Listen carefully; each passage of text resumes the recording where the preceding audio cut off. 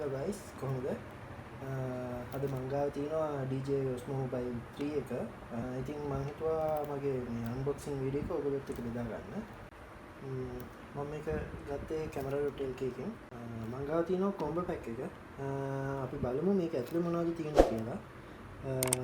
Osmo Mobile 3 එතකොට carrying case එක තියෙනවා. grip tripod එක තියෙනවා. එතකොට power cable එක තියෙනවා. storage pouch එක තියෙනවා. එතකොට wrist strap එකක් තියෙනවා. එහෙනම් අපි unbox කරලා බලමු.